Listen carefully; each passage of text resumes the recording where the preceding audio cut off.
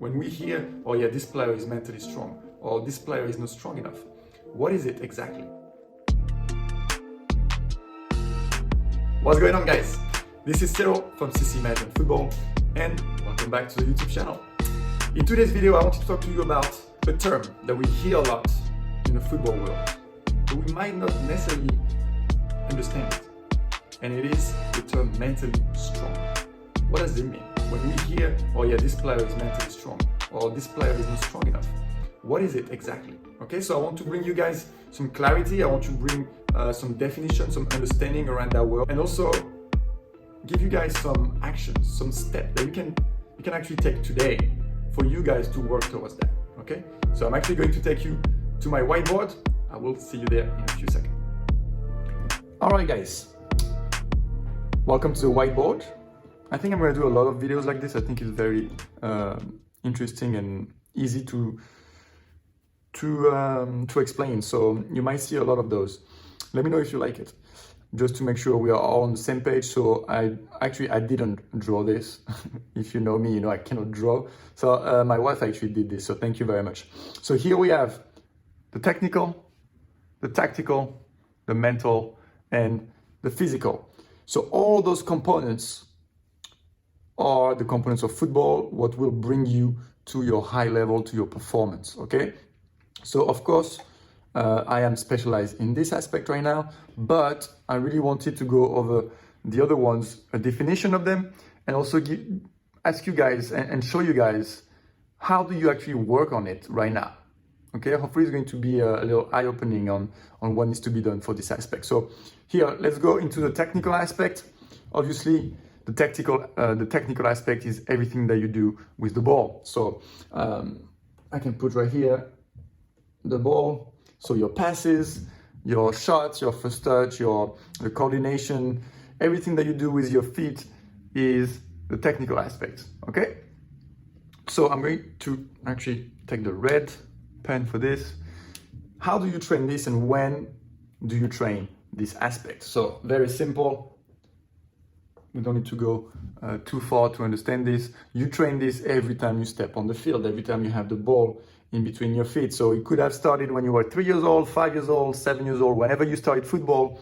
So every time you have a team training, you're going to work on this, unless you don't take the ball for training and it's just a fitness one, but most of the time you will work on this. If you go to the pro level, to the elite level, college level, you have the assistant coach most of the time running the drills. So all the drills that you do with the ball improve your technical abilities.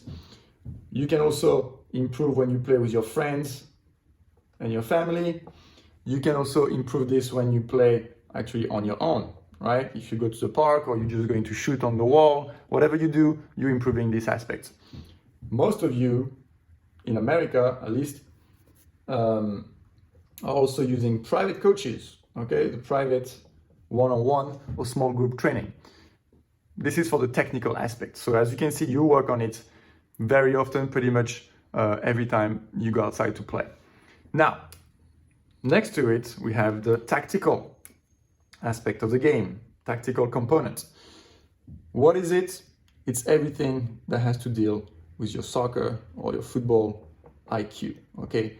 Special awareness, understanding the formation, understanding which run to make, movement of the ball, everything that makes you a smart player, okay? Understanding the game. So when do you work on this? So for some of you, this might be also part of a talent, okay? Some players are naturally born understanding the game better than others, maybe from where you come from the environment you grew up in. We all have difference in this, but the point is that you actually work on this every time you have a team training. When you do a possession game, when your coach, hopefully if he's good or she's good, as a coach, you're making drills for you, for the players to go somewhere, okay? It's not just a drill to do a drill, there's some thinking behind it. You can also work on it on your own. How? By doing game analysis, okay? You can watch a football game, you can watch your own game and kind of analyzing the runs, analyzing the formation, the tactical, everything that has to do, obviously, with the tactics. let's go now into, so this is worked on pretty much definitely every week and pretty much every training as well. Let's go into the fitness one. What is the physical abilities? For obviously it's everything that has to do with your body, okay, all the abilities such as speed, strength, so your jump, anything that has to do with this, okay? How do you work on it? Let's go back to the red. And how often do you work on it?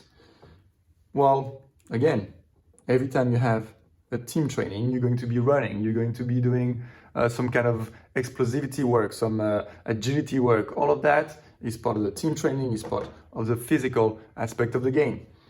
You can also do it on your own, right? If you really want to get better, you can go on a run, you can do push-up at home, you can do whatever you want. So it's in your hands. And I see also a lot of private training one-on-one on this, okay? But if you are in a good academy, if you're in a good club, if you are at the pro level, you will also have a coach, okay? This aspect has been delegated to a fitness coach because we knew how important it is, right? Before, in the last 30, 40 years, but we'll come back to this in another video, but now we have somebody just to take care of this aspect. We have somebody to take care of this, which is mainly the head coach, right? The head coach is going to talk about the tactics, what he wants you to do on the field. The assistant coach are going to make you, well, improve your technical and do all the drills with the ball. And we have a fitness coach. Now, let's go into the mental one. So, what is really the mental aspect of the game? When we hear mental, most of the time, we're going to talk about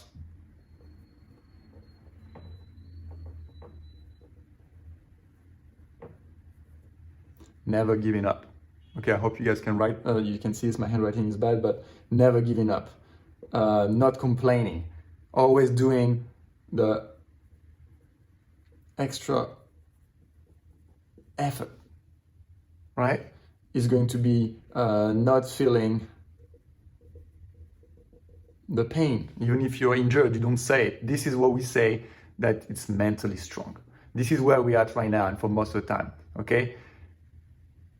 Is it part of the mental game? Yes, it is part of it, but it's a very, very small part of it. We think that this is all of it when it's actually just a very small part, right?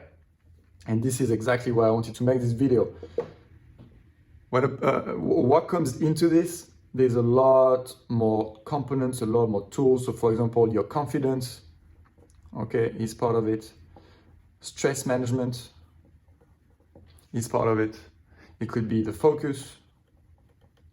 It could be your motivation. There's a lot that goes into the mental training. Okay, it's a very complex organ that you have here, but it's something that you can work on it. So now let me ask you this question. Let's go back to the red cone, the red pen. How do you work on it? How often do you work on it? Who helps you work on that? Most of the time, 99% of you guys will say nothing. For this to be good training, it needs to be individualized. This is why you don't really work on this in your team, except on this aspect, never giving up, pushing yourself, right? You can encourage yourself, etc. Some of you might say, I use Instagram and YouTube. You can watch videos, you can read quotes, you can watch interviews from players. Good. Is that enough? Nope.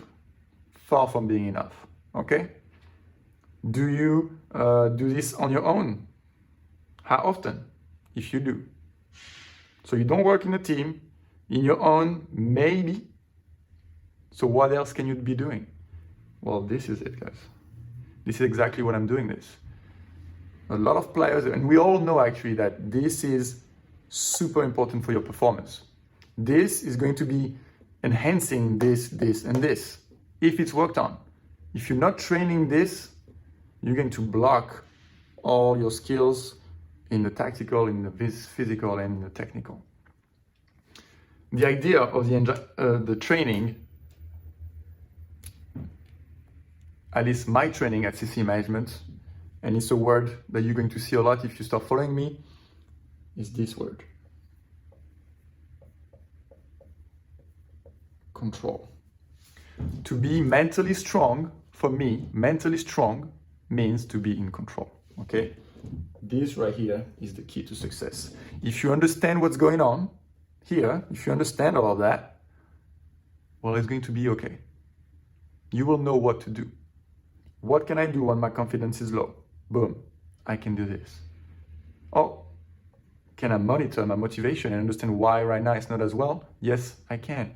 And yes, I can see and I can do things to help it go up again. The whole point is to be in control. Once you're in control of what's going on in there, then you have a chance to reach your full potential and get closer and closer to it. But if you're just focusing on this right here, on never giving up and always pushing yourself, you will be very limited, okay? So, again, what is mental strength? Every time you're gonna hear mental strength now, I want you to think about this. Mental strength is control. Control your emotion, control your internal speech. That's a big one right here, actually. The self-talk, internal speech. Most of the players coming for me are for these three things, confidence, stress management, and internal speech. And at first they come to me and they say, hey, I want to get better mentally. I was like, okay, what do you want to do? Well, when I make a mistake, this happens. So my confidence gets low. Okay, is it your confidence? Is it your internal speech? How does it affect your motivation? Can you stay focused after a mistake? So there's a lot that goes into it. It's not just this, and please remember that being mentally strong means being in control. And so the last thing I wanted to say here is that if your coach is not helping you with this, it's simply because he doesn't have the time, okay? Do not blame the coach. I'm not here to say that your coach is not good, that's not that at all. But the coach doesn't have the time, okay? Again, this needs to be individualized. It needs to be a one-on-one training to be efficient. But get help now, okay? It doesn't matter if you are 10 years old, 15 years old, 20 years old, there's something you can do now. Remember, it's a long-term process. If you go to the gym 1 time, 2 times a week for a year, you will see an impact. If you go once every month, you will see a different impact. If you go every day, you will see another impact. So how much reps are you going to do on this will really dictate where you're going to go and how much impact it's going to have and how you can get in control. So this is it for the whiteboard. Let's go back. All right, guys, this is it for today. I hope you enjoyed the video and I hope that you got some value out of it. But really, guys, if you are currently playing, you need to start taking actions. So again, you can DM me, you can book a call again with me if you want, it's in the description below, but start doing something about it, okay? It doesn't have to be perfect, but you need to take actions if you want to reach a certain level and if you want to get closer to your full potential, okay? I hope you enjoyed the video. If you did, please like it. That would really mean a lot to me. And also please subscribe because I'm going to post a new video every Wednesday. So if you want to make sure you don't miss out on it, you should subscribe. Thank you again, and I will see you in the next video.